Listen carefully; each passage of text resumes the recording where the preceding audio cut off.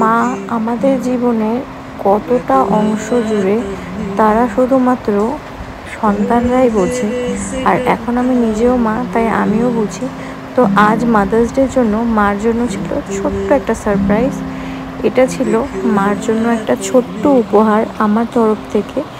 তো একটা ছোট্ট উপহার, নিজে চেষ্টা করেছি মার জন্য একটু কিছু করার, যাতে মাকে একটু খুশি দিতে পারি। কারণ মা তো সারা জীবন করে গেছে আমাদের জন্য, নিজেদের কথা কোনো সময় ভাবেনি। তাই আমি একটু চেষ্টা করলাম মাকে খুশি দেওয়ার। কিন্তু আমি জানি যখন মা এটা দেখবে, দেখার পর মা ভীষণ রাগ করবে। তো সমস্ত কিছু নিয়ে এসেছি, আর এখন মাকে সারপ্রাইজ দেওয়ার পালা। এখানে রয়েছে কেক, তোমাদের তো আগেই দেখালাম।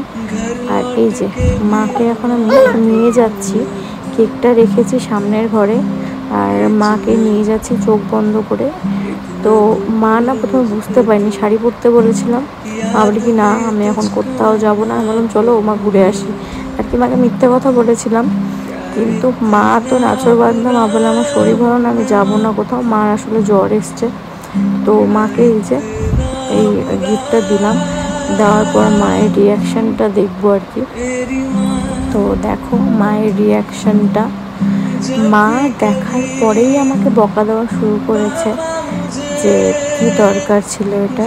দেখো রিয়াকশানটা দেখলেই তোমরা বুঝতে পারবে। দেখো, তো মার খুব পছন্দ হয়েছে জিনিসটা। আর যেহেতু আমি ভীষণ ভালোবেসে জিনিসটা মার জন্য এনেছি, মা বললো মায়ের পছন্দ হয়েছে, কিন্তু তার সাথে আমাকে বকা দিতে ছাড়লো না। যতবার দেখছে ততবারই আমাকে বকা দিচ্ছে। তো মা যদি একটুও মন থেকে খুশি হয়, তাতেও আমি খুব খুশি হব। তো এখন পালা হচ্ছে কেক কাটার। তো এখানে রেখে দিয়েছি কেক, আর মা এখন কেক কাটিং করবে। তো এখন পালা স্পার্কেল ক্যান্ডেলটা জ্বালানো, কিন্তু আমি একদম সাহস পাই না এটা জ্বালানোর, কোনো সময় ধুম করে ফেটে যায়। তাই আমি বাবাকে বলেছি যে স্পার্কেল ক্যান্ডেলটা একটু জ্বালিয়ে দেওয়ার জন্য। তো বাবা অনেকক্ষণ ধরে চেষ্টা করছে, জ্বলছিল না। তো আমি আমার বাবাকে দেখিয়ে দিচ্ছি যে এই দিক দিয়ে ওই দিক দিয়ে। আসলে লাইটারটা না এরকম খাড়া করে ধরলে হাতের মধ্যে ভীষণ তাপ লাগে, যার জন্য অসুবিধে হচ্ছিল। কিন্তু এই তো হয়ে গেছে, স্পার্কেল ক্যান্ডেল জ্বলে গেছে। হ্যাপি মাদার্স ডে মা, তুমি খুব ভালো থাকো, সুস্থ থাকো, তোমার দীর্ঘায়ু কামনা করি। আর এভাবেই আমাদের সাথে থেকো, আমাদেরকে ভালোবেসো। মার যে ওই মুখের স্মাইলটা দেখে আমি ভীষণ খুশি।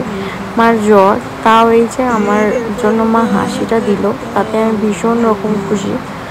আর এই ছিল কেক, মার জন্য একটা আমি বেন্টো কেক অর্ডার করেছিলাম, হোমমেড কেক আর কি। তো কেকটা ভীষণ ভালো ছিল খেতে।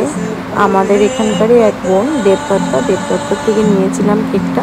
তো কেকটা ভীষণ টেস্টি ছিল, আর দেখতেও ভীষণ কিউট ছিল। আমি ডিজাইনটা ওকে চুজ করে দিয়েছিলাম, ও আমাকে কিছু এক্সাম্পল দিয়েছিল, তার মধ্যে থেকে আমি এটা চুজ করেছি।